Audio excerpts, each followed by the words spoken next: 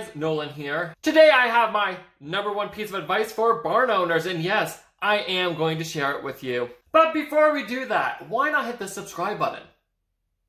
And the bell, so you are notified the moment I upload new content, So I've been asked many times to give different tips on how to run a boarding facility, and what you need to know to run a successful horse business. I mean, I do have quite a few videos under my belt on that subject, so if you're into that, kind of stuff, there's a link to the playlist right up there, and a link to it down below in the description. Definitely give it a check out. And while I do my best with giving tricks on how to speed up daily routines and keep you on schedule, there is something that I never thought I'd have to say.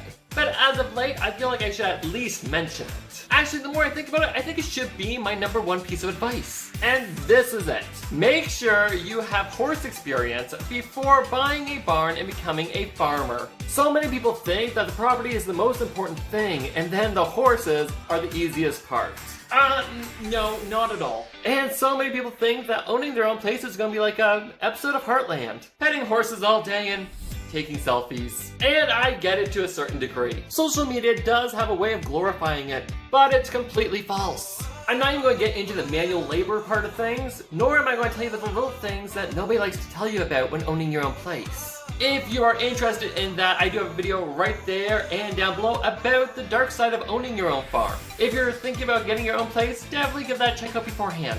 No, I'm more interested in stressing the fact that just because you have the money and a passion for horses, that doesn't mean you should have your own farm. Honestly, answer me these questions. Have you ever dealt with horses before? Going to the local fair and going for a pony ride doesn't count. Because if you've never taken care of horses before, I'm going to tell you something. Taking care of horses is more than just throwing them some hay and topping off their waters. Shocking, I know.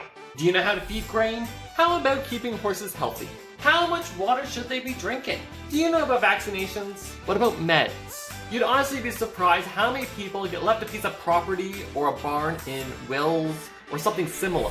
And they think horses is going to be so easy. I've worked with cows before. Horses can't be much different, right? Wrong. Honestly, you'd be pretty surprised how many times I've heard these lines. Or better yet, well, I don't know anything about horses, so I'm gonna hire somebody. And they think it's a no-brainer. If I can't do it, I'll just hire somebody to do it. I mean, yes, in theory, it does make sense, but it also shows your ignorance towards the horse industry. Have you ever met a horse person before? I could put anything on a resume, right? I could put down that I'm an astronaut. That doesn't mean I am one. Actually, I am one, did you know?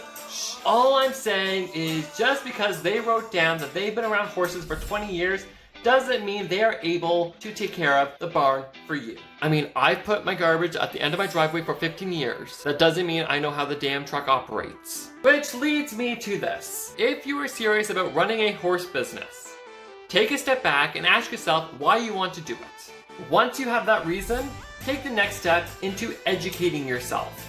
Understand what you are getting into. And I'm not talking about reading books and magazines to figure out what blankets go on at what time of the year. No, I'm talking about the hands-on stuff.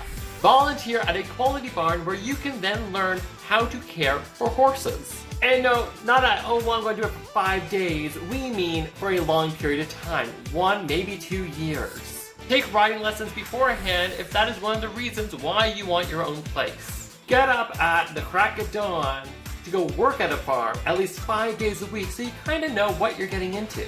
And if you're going to hire somebody, do it anyway. That way you can understand and appreciate the work your staff will be doing for you. Which, by the way, if you didn't know, I do have a video about how to manage the staff so they become the most reliable people on your team. There. What I'm saying is owning your own farm shouldn't really just be about convenience. Granny left me a 15-stall farm. I might as well fill it with horses. Or, I've loved horses since I was a little girl. This is my dream. That's fine and dandy, but you still need to be educated. Because it's about the passion for the work, a respect for the animals, and an understanding about how a horse farm runs. Because no horse or boarder should have to suffer because of your ignorance. What would you say to somebody who, on a whim, decided to run a farm without any knowledge about horses? I'm giving you guys the stage. Let us know down below in the comments. And if you like this video, don't forget to give it a thumbs up, as I've said before, and I'll say it again, it's a little thing, but it really does go a long way.